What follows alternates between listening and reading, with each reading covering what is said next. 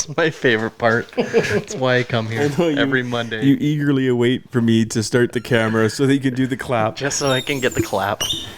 It's a squeaky seat I have. Here we go. Yeah. What's up, everybody? I'm Mitch. Thank you so much for tuning in to the Fit4Moto Academy podcast. I'm joined by Rick. Hey, everybody. How you doing, buddy? I'm doing well. How are you? I'm really good, man. Do you want to tell with these people that may have not heard or seen one of our podcasts before what it is all about? Jeez, two guys talking about stuff. Two guys just talking. Just talking about dirt bikes, talking about fitness. Yeah, that kind of stuff. Yeah. Sweet, man. Yeah, then that's exactly what this is. So what episode are we on now? Episode 10? I think so. Episode 10 already. I keep having to mess with my audio. I gotta try and find a happy medium here.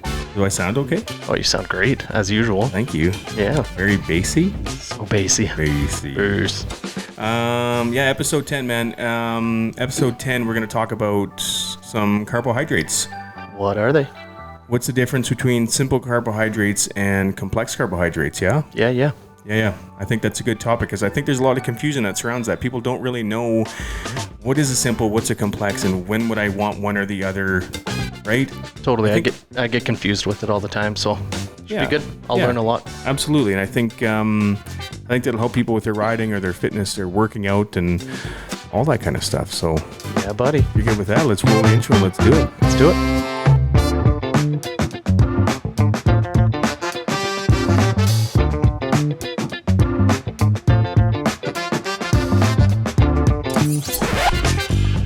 All right. So what's been going on since we did the last pod, man? I know we're gonna get down to business here at some point, but let's get the watchers something to watch here. Yeah. So I figured out I have a new superpower. Oh, okay. It's good. Oh, okay. Just found out last night. Is it the no wipe poop? No. Is that a thing? Yeah. Yeah. Maybe not. Moving on. Thanks, Mitch. Can you elaborate on that? Okay, well, no, we're not going to go down that road. Gotcha. What's the superpower? All right, so wifey was giving me a haircut last night and a beard trim. Again, she's awesome. And I fell asleep mid-haircut. So were you sitting up? I was sitting upright, just like this. And she can vouch for me. I legit fell asleep. Thankfully, I didn't startle myself awake and get a bunch of hair chopped off. It would have been funny if you did. You had a big totally. chunk of hair missing. Yeah, a little lightning bolt or something. That's a real gangster of you. Yeah, but I think my superpower is I can fall asleep anywhere. So maybe one time we could do an episode on sleep. Yeah. And why I need more of it. Well, yeah, I was just going to say, yeah, that or your superpower is kind of a super non-power because you're not sleeping enough. Yeah.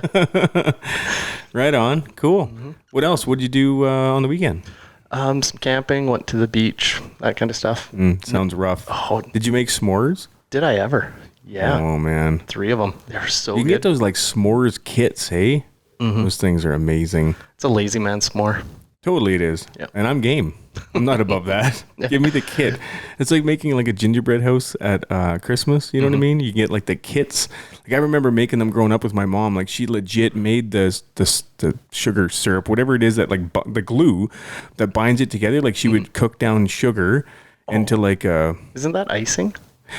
Yeah, but like if you take like raw sugar and like just literally boil it down and it turn it into like a liquid instead of grainy stuff. It gets really, really, really hard when it dries. So that's what you hold the gingerbread house together with.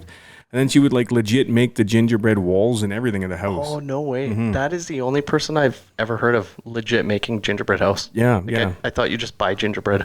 Yeah, no. So I know we're a little off of out of season for this because we're talking about gingerbread houses. But so the one year I was like, you know what? I want to kick it old school. I want to try and make this gingerbread house, right? So I asked her, I'm like, can you give me the recipe for all that? Because I want to try this thing myself, right? Dude, I took one look at the recipe and I'm like, hell no. No. Yeah, I'm buying the kit. Forget this. It looked like so much just to make the glue to hold it together look like a lot of work. Geez, a $10 kit versus an afternoon, eh? Yeah, absolutely. Yeah, I mean... You've gotten lazy. Oh, 100% I am. Never denied that. Right on. Yeah. So we're talking about simple carbs, complex carbs. When would you use them? Why would you use them? How does it help? Yeah, but before we do that, What'd you do on Saturday? Saturday I was racing. Yes. Yeah. So I went down to Brooks, Alberta, the Second Gear Club. Put on a little race down there. Really cool race, and this was all part of my training for the Red Bull Outliers event that's coming up at the end of the month here in August. Red Bull Outliers 2022. Okay. And so just part of that was all racing for that. So there's some enduro cross in there. There was some wood stuff in there. There wasn't really any hills there per se, but still just getting more and more time on that bike, getting more and more used to the power delivery and all that kind of stuff. That's out of your comfort zone, right? It's not a track, so. Yeah, it's not a motocross track. It's actually a really, really cool race that they put on, because it goes on to the motocross track, and you maybe did, I don't know, maybe half a dozen corners on the motocross track. The track wasn't prepped or anything, so it was like, dude, it was a little bit gnarly. Oh, dude, it was, and not like rough or rutted, but like it got really, really wet. They made tracks in it, and then it dried to concrete. So it's like super, super slippery, but with like going on marbles. Like, oh, no way. Yeah. So super sketchy. If you got a little aggressive with it, the bike would slide out quite easily. So it wasn't like a prepped track like at the Big Kahuna that we did. Yeah. Where the track was prepped, It wasn't quite like that. But it was still lots and lots of fun. Then once you got off the track, you shot out into some trees. And then there was like this really cool grass track. And it was quite whooped out. So it was quite rough. And then you shot back into the trees and then kind of looped all over the place. And you ended up in this enduro cross section, which... for me, so there was like the more advanced enduro cross section, I guess. And then they had a smaller one. I was in the smaller one. I kind of wish now that I would have done the more advanced one, because the smaller one wasn't quite hard enough for me. Gotcha. And then looking at the more advanced one, I think I would have been challenged a little more with that. And that's what I'm looking for. So for sure. Yeah. You want to be challenged. Yeah. So, it was a really fun. I think like the lap times were 14 to 15 minutes ish, something like that. No way. Yeah, and I'm sure like maybe in the pro class, because I didn't race pro in this. It's not about going out there and riding as hard as I can kind of thing. For me, this is just about getting more seat time, learning how to ride in the woods more, that kind of stuff. So I went into they're called B classes. Okay. So I went into the B class, and so would that be intermediate-ish, or? See, I don't really know, and this is where I kind of wish that Tyler was here to help us out, because they're coming from just a motocross background. Their classes kind of confuse me. There isn't beginner, junior, intermediate, pro. That doesn't exist. Okay. There's B, A, vet master, expert, pro. And then there's like a sportsman beginner one. I don't know. It's just confusing to me. So I don't really know where the B falls in. That's the one I raced. That's Gotcha. the one I raced. So you're gonna find out that you race a pro class. Yeah. No, definitely not. No, but it was a lot of fun, man. I learned a lot of things, and just getting more comfortable on the bike. No, that's awesome. Was it a big race, small race, lots of people there? It wasn't too big of a turnout compared to some races that we've been at, but honestly, dude, like, as much as, don't get me wrong, I do like the big events too. They're kind of cool, right? But I really like the small club races too. I like supporting those. I think they're a lot of fun to show up to. And man, I think hats off to the Second Gear Club. They and Jared Stock, he's the one that put on that race. I think he did a really, really good job on it.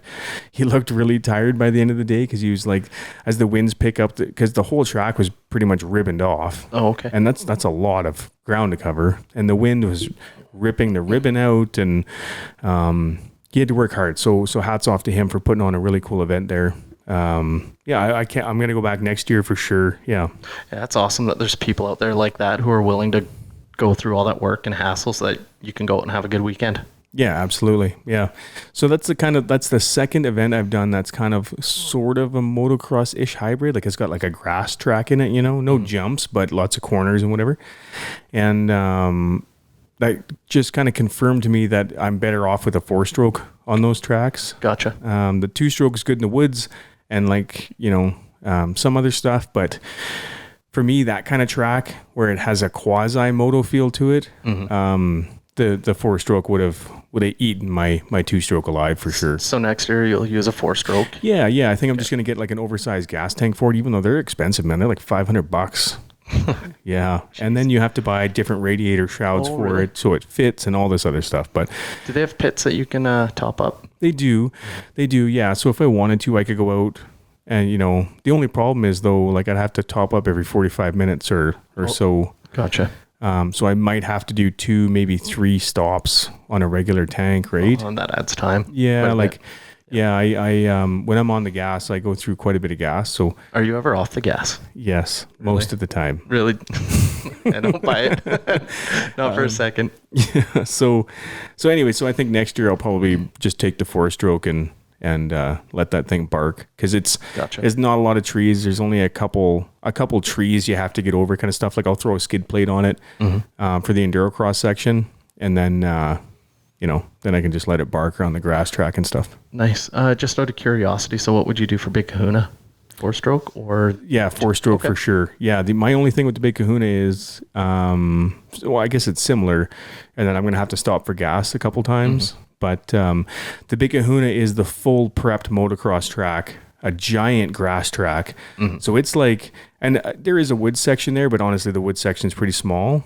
And then the enduro cross part, but I think having done it, I think it's like motocross bike all day long. Gotcha. Yeah. It won't even be comparable for me to be on my moto bike versus the woods bike for sure. Yeah. And then Outliers, that's your 2-stroke? That'll be the 2-stroke. Okay. Yeah. I don't know. I've kind of thought a little bit about this. Like I see all the super fast dudes, they're all riding 2-strokes when they do all that. The Outliers is unique though. Like, so you have the enduro cross part, and depending on, which guy you're looking at, some guys ride 4-strokes in enduro cross, some guys ride 2-strokes. But then you switch over to the outside with all the hill climbs and all that stuff. There's no trees. It's just straight up and down hills, like crazy hills. So, I don't know. I've thought a lot about it. I'm like, I don't know. The 4-stroke might be good too, but gotcha. What do people race on the like straight hill climb events? Well, that's a good question. Like a lot of them, I think, are 2-strokes, but they're like run on nitrous and. Dude, I was watching some of those this weekend just on YouTube, and it was crazy. Like the modifications that they had on those bikes, like they're twice as long as a regular bike, and just like super fat tires with studs, and they were gnarly. And they sound so cool. Hey, like that, like. I don't know how even the scream or the bark of it. Really cool, man. I love that. Yeah. So, I mean, no matter what, either way, I'm running the 2-stroke and the Outliers. Gotcha. So that's what I'm going to train on from now until then. I'm not going to even ride the 4-stroke, which honestly, like I was doing an enduro cross the other day and trying to learn how to get over some of the ridiculous things you have to get over. And I was watching dudes rip around the moto track, and I was like, I should have brought my 4-stroke. That's where your heart lies. Yeah, dude. Like I wanted to go out and do some laps and moto down, right? Yeah. Was that the videos you sent me? You going over the big pipes and stuff? Yeah. Dude, you were looking so smooth. No, it dude, looked like awesome. Child's play. It's child's play, but I'm getting there. I'm learning. I've never even hit it before. Like legit, I'm going into these sections going, I have no idea how to get over this. I'm just going to start riding and see what happens to the bike, right? Thankfully, I've had some people kind of giving me some tips and stuff along the way, but I'm getting there for sure. I'm getting there. Oh, nice, dude. Yeah. But yeah, so back to the race. So they do that not like a moto start where the gate drops. For the people that are listening that have not ever done an enduro race, I guess, whatever they're enduro cross. I don't know, whatever you're going to call this thing. So they do like a hands on the head, dead engine start. So you get your hands on your head, and then you got to reach down, start your bike, and then go. Oh, right? So that's pretty easy with your electric start, you cheater. Yeah, it totally is. But everyone has electric starts now, right? Gotcha. So now typically I'm really fast at that. Like I'm boom, bike's fired up and I'm gone. So they drop the flag so you can start your bike or whatever. So I reach down, Please tell me you missed your handlebars. Dude, I pull the clutch in, I wrap the start button, and it just goes click. And so I didn't hold it down for long enough. 100% my fault. I didn't hold it down for long enough. And then I'm waiting to feel the bike running, because everyone's bikes are firing up, right? So you can't hear yours. So I'm waiting to feel the bike running. And then And I'm like, oh, yeah, I didn't even start it. So then guys way. start taking off. I'm like, idiot.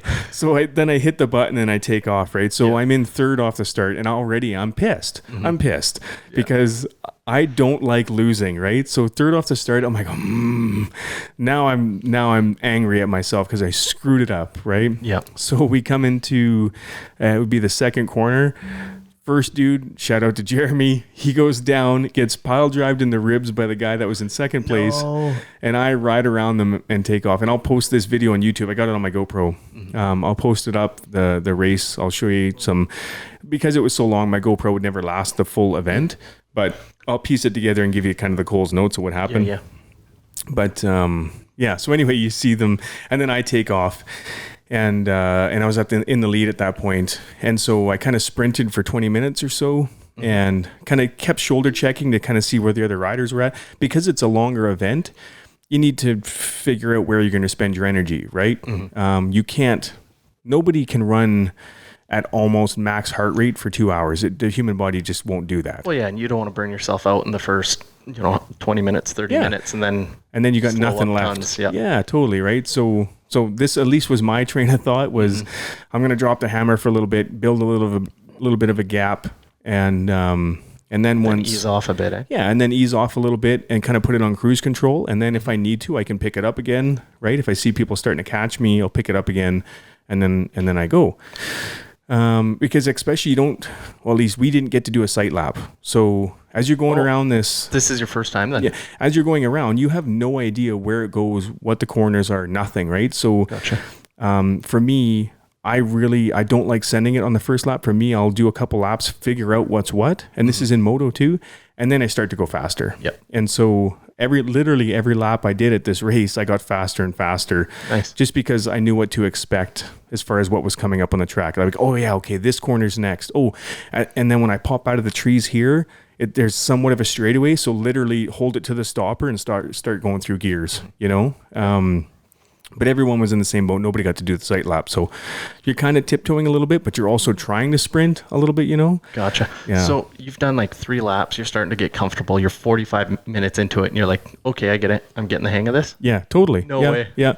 And and I literally just had it on cruise control, dude. And and then so Jeremy, the guy who went down, I did a shoulder check over one of the sections just to kind of see where everyone's at, right? Yep. And I see him kind of pop through the trees, and I'm like, I don't know if I was further ahead before or if he's further behind. Like, I don't remember seeing him there on the last lap. Yeah.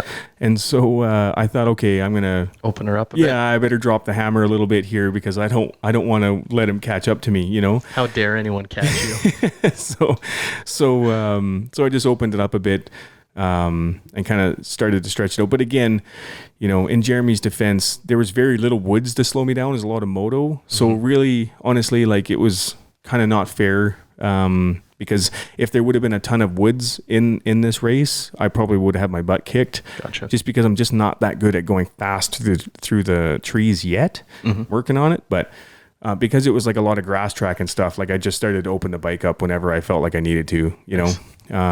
But yeah, it was a lot of fun though. Yeah, it sounds like an awesome event. Yeah. On a side note, there was a little red spider that was climbing on your microphone, and I'm pretty sure it made its way onto your mustache. Oh, okay. Well, It was back there, zipped around.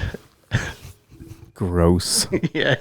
So Why didn't you warn me about this? Why did you just let me keep talking? You were mid-thought. It was awesome. I was on the edge of my gross. seat. It was so good. If I turned into Spider-Man, this is on you. Oh, then you'll just ride even faster. So thank me now. I will have the superpowers, not you. Spider-Man, do whatever a spider can. Yeah. So that was the race, man. So interestingly enough, though, because I was in the B class, the cutoff time was an hour and a half. So when you hit an hour and a half, you kind of finish the lap that you're on, and that's it. That's the race. Yep. In the faster classes, the cutoff time I think was 2 hours. So they did some more laps than we did. An extra 2 laps, give or take. I think the end result was 3. 3. Okay. Yeah. So 15 minutes ish per lap. So Gotcha. of course, depending on how fast the guys are. But so anyway, so I did the hour and a half, and then when I was coming around, like, I thought, I have no idea how long I've been going for. I didn't bother checking time or anything. I just kept kind of ripping. Yeah. And that was one tank? Yeah, Okay. yeah. But you kind of get it, like, you know, I've been out there. I'm like, okay, I've probably done 5 or 6 laps of this big circuit. You know, we got to be getting somewhere close to the end of this race, right? You kind of get an idea of what I've been riding for a while. Yeah. Right. Yeah. So we came around, and when I went through like there's like a finish line that has like, they check your transponder, blah, blah, blah. And this little dude was like waving the checkered flag. And I'm like, oh, I guess the race is over, you know? But legit, I could have gone, for sure. I could have done the 2 hours at the faster classes we're doing, for sure.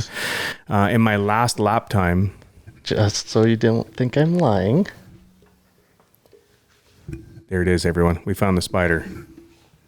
The face you just made. You gonna walk it outside? Nope, that's all he gets. He gets set down like that. I'm not walking him outside. He almost got inhaled. He's gonna end up on your pop. You're gonna drink him. That's gross. Okay. Where was I? Checker flag. Yeah, so I definitely could have done the longer race at the faster classes we're doing, which next year I will go up to the faster classes for sure. I kind of, just being new to the whole enduro scene, right? You kind of figuring out where you belong. I definitely will jump into the faster ones next year. Gotcha. But I did feel like I had a lot more gas in the tank at the end of that race. As a matter of fact, my last lap of it was faster than any other lap I'd done by quite a bit. I want to say the last lap I did was 15 to 20 seconds faster than any other lap I did. Oh, really? Yeah. So Gotcha. Part of that is comfort. Again, learning how the track is, learning where the traction is and stuff, right? But my point is, I wasn't tuckered out by the end. I was starting to go faster and faster. So nice. It's kind of an indication, you know, that I could probably jump into the faster class. But I mean, it's not that fitness has ever been the issue for me. It's just learning a whole new skill set of going through the trees and all that kind of stuff. But yeah. But I do think that does apply to the podcast that we're actually going to talk about today, which is carbohydrates and the energy levels that they're supposed to give you. Totally, because I imagine you didn't do that race on an empty stomach. At some point, you fueled your body so that you could ride for almost 2 hours. Dude, the spider just went by my pop. I told you. And it's a Diet Coke. If anyone's wondering, oh, you're drinking pop? It's a Diet Coke. Calm down. Spider wants inside you. That's gross. Why did you say that? Yeah. So, what did you say? Dude, I'm so sidetracked by this spider. It's not that I'm scared of it. I just don't want to eat it. It's weird. Do you have one of those phobias, fear of eating a spider? Yeah, who does not have a phobia, fear of eating a spider? There's no one. Not one. Give me one name that you know that doesn't not have a fear of eating spiders. Oh, maybe not spiders, but what about the crickets? The insect eating thing now. Yeah, that's fine. Crickets are one thing, dude, but spiders, you're telling me you're going to shove a tranche in your mouth? Well, not a tranche, but how is a little spider like that any different than a cricket? I'd rather eat I don't know if that thing's venomous. I don't know if it's going to bite me and morph me into something I don't want to be.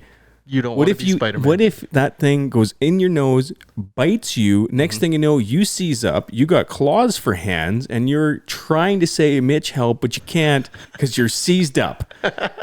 Do you know what kind of spider that is? No. Neither do I. It may seize you up is all I'm saying. That's all I'm saying. Yeah, fair enough. Of course, that's where you go. This is logical thinking. Your claws for hands, leave out all the cool superpowers and hanging upside down. And I should have killed him when I had the chance. The little guy, I don't know where he went.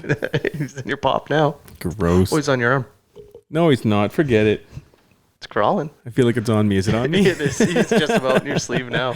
I'm going to try and find a big old tarantula thing and just have it somehow lower from the ceiling and just scare the crap out of you. I'll cuddle it. Take it home with me. We'll see about that. We'll see about that. He'll have a place in my bed. Oh, jeez. Okay. Yeah. So carbohydrates. So I figured that we could just kind of talk about the differences between simple, complex, and kind of keep it, fairly surface level so that it's easy to understand, easy to remember, importantly, right? If I get too far into the weeds with this stuff and for sure start getting deep into it, it's just going to confuse people. Yeah. Broken down, and how does it actually apply day to day? Yeah, absolutely. So let's just take simple versus complex carbs. what is the difference between the two? Okay. So simple carbs would be like a refined sugar. Okay. So think chocolate bars, think what goes in regular pop, right? Those are simple carbs. Gotcha. Chocolate, that kind of stuff. And then complex carbs would be things like starchy carbs. So like oatmeals or potatoes or rice. I was going to say potatoes, my favorite. Absolutely. Yeah. So there's a long list on either side of simple carbs and complex carbs, right? There's lots of different ways to get either one where you can find them in different foods for sure. So in a really simple way to put it is simple carbs, the chains that hold the molecules together are really easily broken down by your body. Okay. So in other words, your body can digest those carbohydrates faster. So that's a quicker fuel source.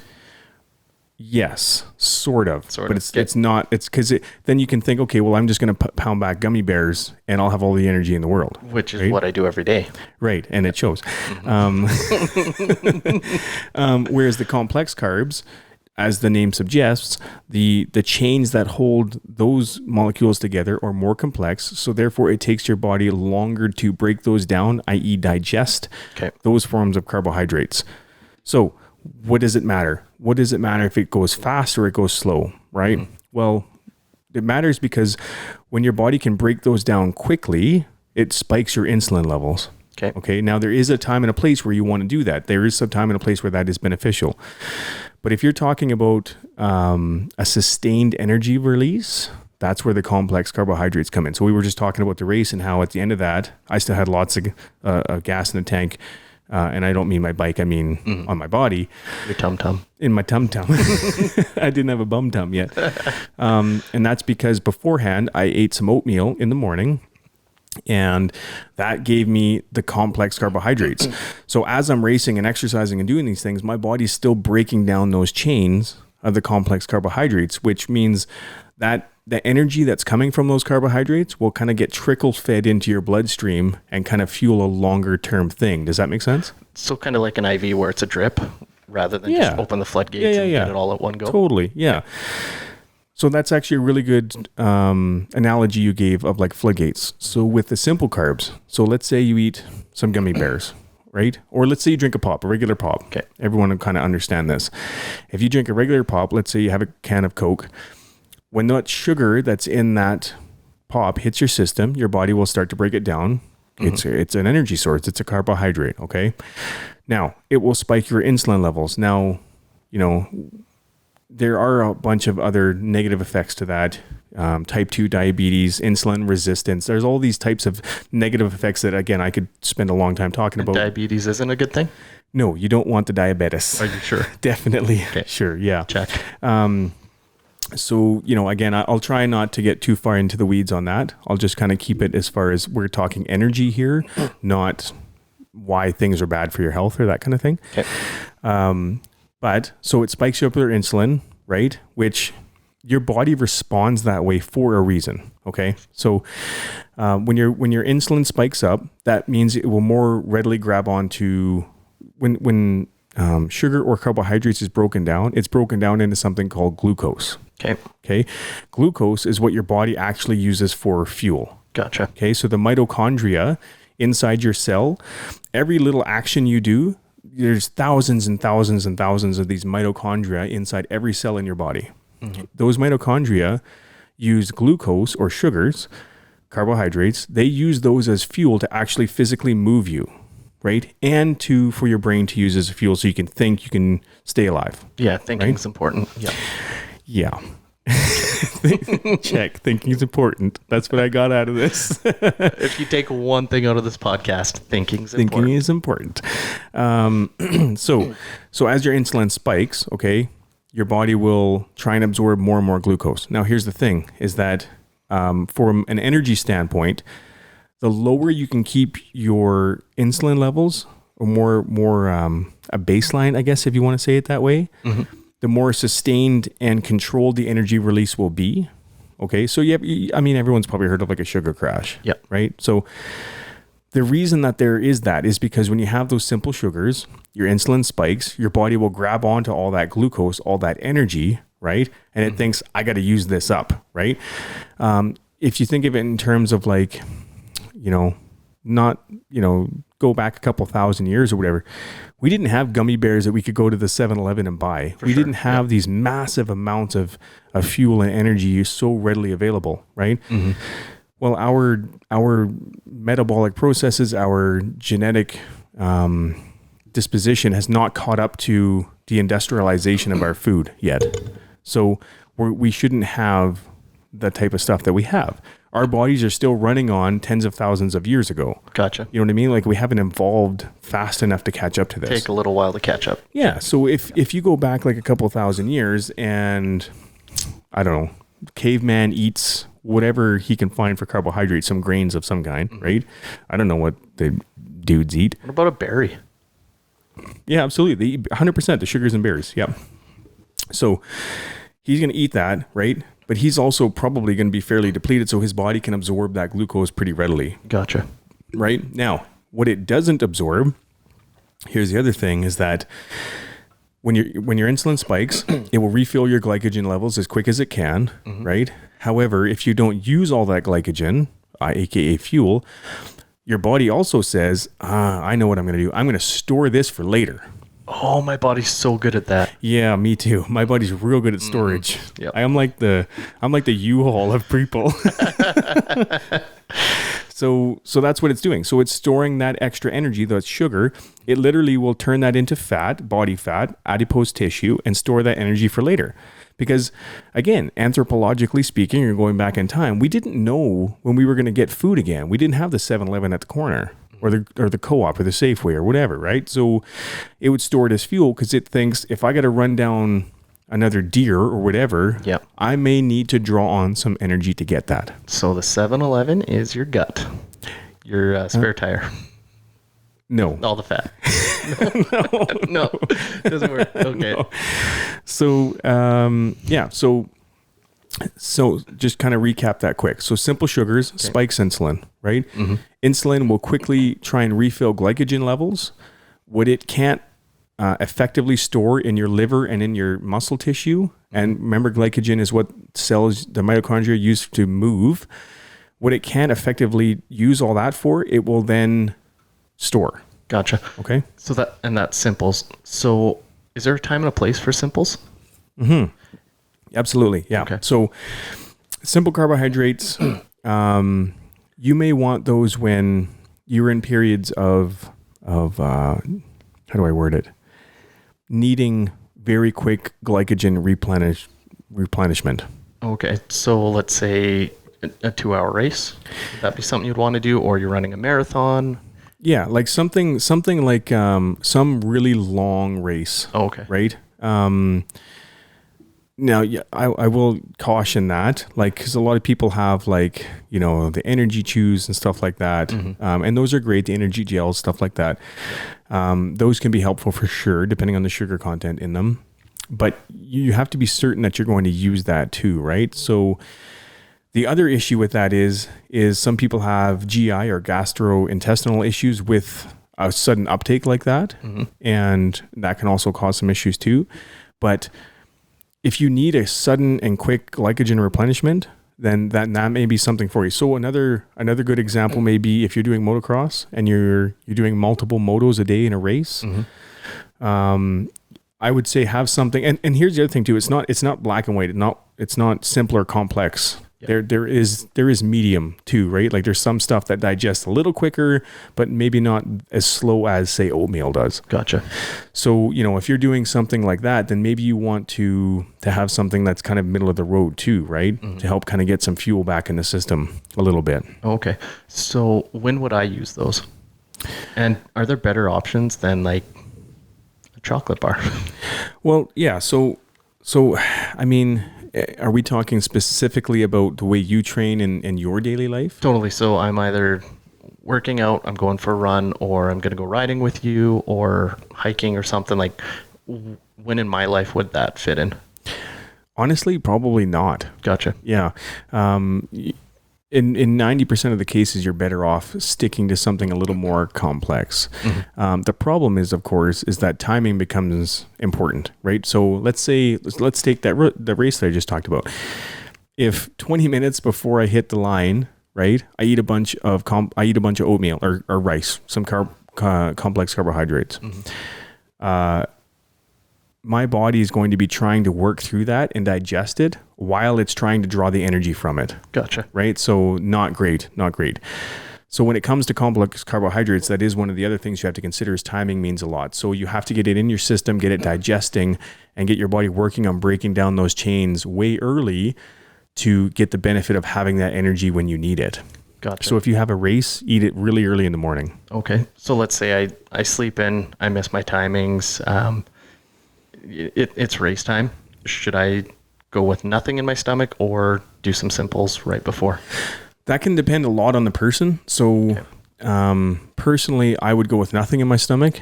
Some people can get away with having some form of simples before because their stomach can take it. Mine doesn't. It doesn't like that sudden hit of that stuff. Gotcha. Not so much when I'm sitting around doing nothing, like I can eat some M&Ms and I'm good to go. Oh yeah. Right. Yeah. But if I dump a bunch of M&Ms in my stomach or Skittles or whatever, and then I go and jack my heart rate to almost max, I do not feel good. Yep. So my body can't handle that, but depending on the person, maybe they could. Gotcha.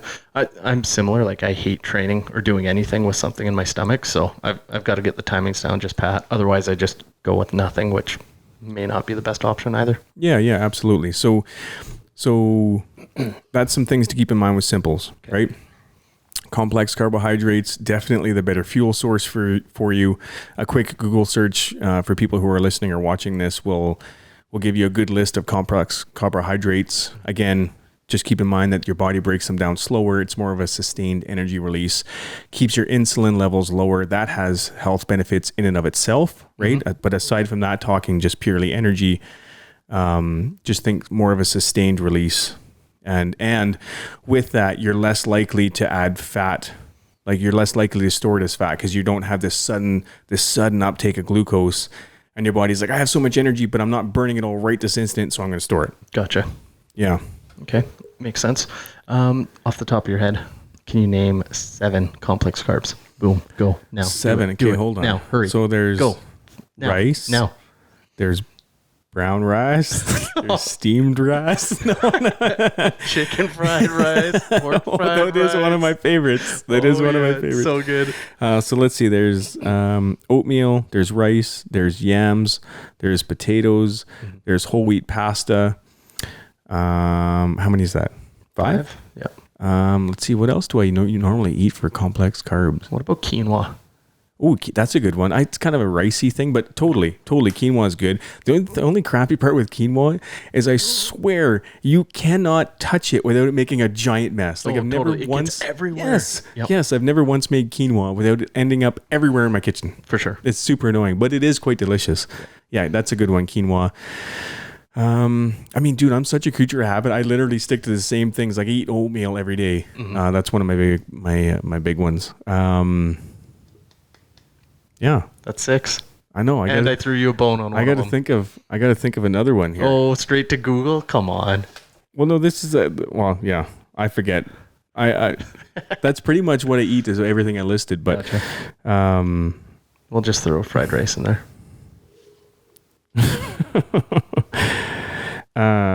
Okay, let's see here. Barley. See, I wouldn't have thought of barley. I don't eat barley. I'm not a barley fan. No, I don't just suck back on some barley. That this one says 100% whole wheat bread. That's not entirely accurate. Gotcha. Vegetables, it's saying, again, not entirely accurate. Vegetables are considered a fibrous carb, which, yes, okay, your body does take longer to break those down. It's not going to spike your insulin levels. Fair, check. But you're not getting the energy from vegetables that you are from rice or oatmeal or something. It's not the same. Gotcha. So if you do see that, if you Google this and you see that, it's not the same. Yeah, there's like pretty much it's all the ones that we listed other than barley. Because we're just that good. Yeah. So But now I want to, like, I know there's a bigger list out there because I've seen it before, and I actually have it in one of my little training programs here. Oh, beans. That's the other one. Gotcha. Beans. Yeah, like kidney beans, black beans, whatever. Again, super high in fiber. And the thing is with fiber too is, again, that's one of the things that your body takes much longer to break down and break through. Keeps the insulin levels lower, trickle feeds that energy in your stream. Keeps you regular. Also, yeah, if you have trouble pooping, have some fiber. Have some fiber. Have some Metamucil. Does it go both ways? If you poop too much or not enough? Or is it just one way? I think, yeah, no, I mean, I guess, if the packing plant is on strike, you might need to add some fiber to your diet, I guess. Just I don't thought know. Mr. Fanta Poop here was the expert of all things fecal. But it depends, like, it depends what kind of gut issues you're having too. I've seen people before where they have like mud butt and they cannot, like, that's just the way they are, but they also chew they also chew and they drink a lot, like they're not eating any sort of healthy food. So of course it's running through them like tacos from taco time. Yeah, it just reminds me when you get to the office first thing in the morning, you go into the bathroom, you're like, what did someone do to this toilet? Dude, someone had, how hippos spray their poop? That's what it looks like. That's what it looks like. Someone sat down, they have a little tail they've never told anyone about, and it's just cutting a turd. That's what's happening right now. Dude, seriously, like they paint the bowl. Oh. And every time that I see that, A, disgusting, B, you have serious gut problems. Yeah. You need to figure that out. Craziness. Yeah. I don't know how we went down that road talking about poop and hippos and whatever, but anyway. Fiber, eat it. So did I kind of answer it about simple and complex? Yeah. Did I leave anything out that? No, I think you hit the nail on the head there. Just as it applies to people day to day. What would you recommend for something to eat, I guess, before you're training or riding or? Yeah. So for me, again, I always come back to trying to find a source of complex stuff and timing that a few hours before I do any sort of stuff. So we're looking at hours before? Yeah, totally. And totally depends on the person too, right? You may be able to eat it within an hour and get to work, and your stomach may not get upset by that, but that's going to be a personal thing that you're going to kind of have to figure out on your own, Gotcha. Okay. I will say though, with all the iRide stuff, it's sugar-free. The cookies and the wafers do have less than 1 gram, I think, in the cookies and less than 2 grams in the wafers of sugar. Nice. That's by design. That's for a purpose, right? It's just like we talked about with the simple carbs. The times where you may need those are pretty slim, and probably only higher end athletes can get away with that. Yep. I would even say like some kids, their bodies will burn through that glucose at a faster rate. Which means they can get away with it a little quicker than you and I can, especially as we get older, because you're old. Yes, I am. And but even then, that doesn't, just because they can burn through it, or maybe the average adult can burn through. Because look, there's lots of people out there that have a super fast metabolism, and they can burn through that glucose quickly and not gain the body fat, right? But it's not just about that. It's also about building insulin resistance while you're doing that. Like there's all these negative effects that it has as well. Just because you can doesn't mean you should. Absolutely. Yeah. So it doesn't mean that it's healthy for you, right? So take, for example, the iRide, the Hydro Fuel. No sugar in it. It actually doesn't have any carbohydrates in it. Now, there's a couple things to that. With the iRide stuff, as you know, we are building what we're calling a booster. Yep. Now that booster is going to be made up of complex carbohydrates that you can add to any one of our products, whether that's protein, the Hydro Fuel, the BCAAs. You can actually add it to the rocket fuel if you want, so that you have a little more complex carbs for a longer duration endurance event, right? But it is going to be a form of complex carbohydrates, not simple carbs. Gotcha. So you mentioned like a bowl of oatmeal, it's going to take an hour or two to dissolve in your gut. If it's powdered, if you scoop it, toss it in like Hydro Fuel or something like that, is that going to be faster acting, even though it's still a complex carb? Or yeah. So it will be. Your body's not going to have to digest it before it really starts to break it down, right? So it doesn't have to fight through. Because if you look at like oatmeal and stuff, the nutrients inside that, your body does have to break. Look, we're a potato, right? Yeah. Your body's going to have to break down some of that stuff to get to the nutrients that are inside it. Whereas if you go straight to the nutrient source, the digestion time will break down a little bit. Gotcha. Yeah. So that's cool. So we're going to come up with something, like I said, that's called a booster. It's just, we're developing it right now. And you can add it to any one of our things.